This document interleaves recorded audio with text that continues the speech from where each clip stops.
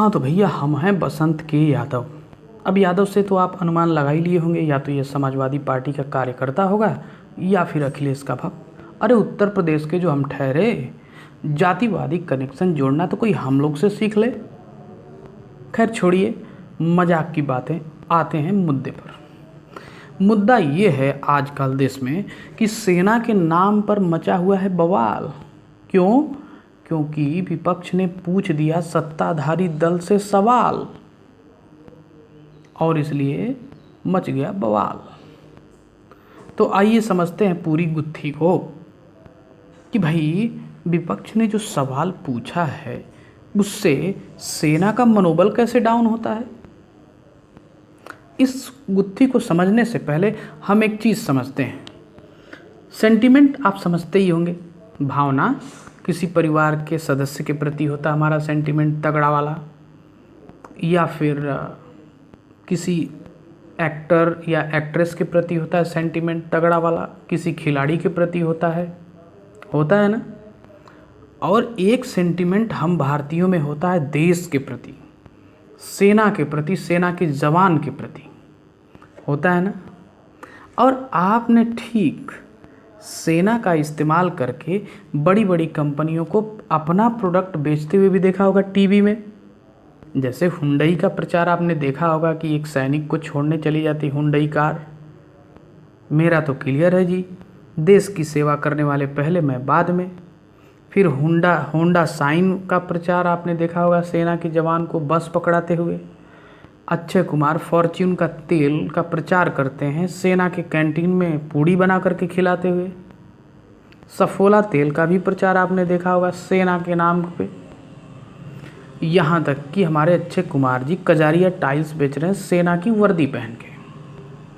वो इसलिए नहीं कि इन कंपनियों को हमारे देश से प्रेम है, उनको मतलब है हमारी भावनाओं से खेलने का, क्योंकि वो जानते हैं कि हम भारतीयों का जो सेंटीमेंट है अपनी सेना के प्रति बहुत तगड़ा वाला है। इसलिए वो अपना प्रोडक्ट बेचने के लिए सेना का इस्तेमाल करती हैं। और ठीक यही काम सत्ताधारी दल यानी भारतीय जनता पार्टी विपक्ष को बदनाम करने के लिए बार बार सेना का इस्तेमाल करती है। अब राहुल गांधी जी ने क्वेश्चन पूछ दिया तो इन लोगों ने बोला, भारतीय जनता पार्टी के प्रवक्ता और गृह मंत्री जी ने, कि ये हमारे सेना के जवानों का मनोबल तोड़ रहे हैं। अब आइए सुन ही लेते हैं कि राहुल गांधी जी ने कहा क्या आखिर में। कुछ दिन पहले हमारे प्रधानमंत्री जी ने कहा था कि हिंदुस्तान की 1 इंच जमीन किसी ने नहीं ली, कोई हिंदुस्तान के अंदर नहीं आया। मगर सुनने को मिल रहा है, लोग कह रहे हैं, सैटेलाइट फोटोग्राफ्स में दिखाई दे रहा है, लद्दाख की जनता कह रही है, आर्मी के रिटायर्ड जनरल्स कह रहे हैं कि चाइना ने हमारी ज़मीन छीनी है। एक जगह नहीं बल्कि 3 जगह चाइना ने हमारी ज़मीन छीनी है। प्रधानमंत्री जी, आपको सच बोलना ही पड़ेगा, देश को बताना पड़ेगा, घबराने की कोई ज़रूरत नहीं। अगर आप कहेंगे कि ज़मीन नहीं गई और सचमुच में ज़मीन गई है तो चाइना का फ़ायदा होगा। हमें मिलकर इनसे लड़ना है और इनको उठा के वापस फेंकना है, निकालना है। तो आपको सच बोलना पड़ेगा, बिना घबराए, बिना डरे आप बोलिए कि हां, चाइना ने ज़मीन ली है और हम कार्रवाई करने जा रहे हैं, पूरा देश आपके साथ खड़ा है। और आखिरी सवाल,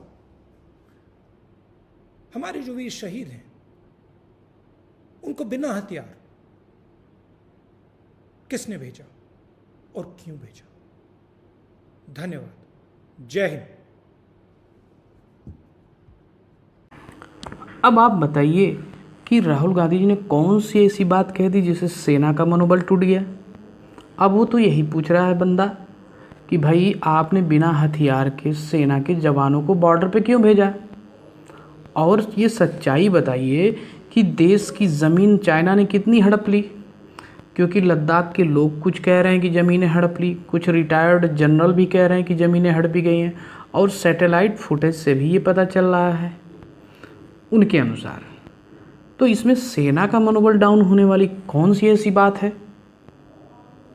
ये सेना का मनोबल नहीं, सेना का इस्तेमाल करके विपक्ष को बिल्कुल मारना चाहती है बीजेपी,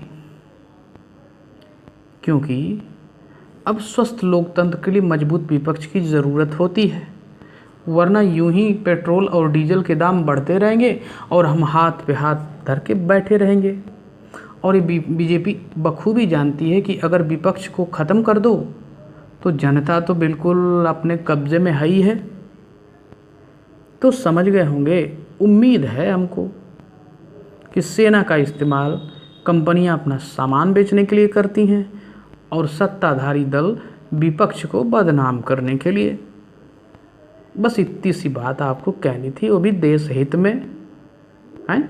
जय हिंद, जय भारत, वंदे मातरम, भारत माता की जय।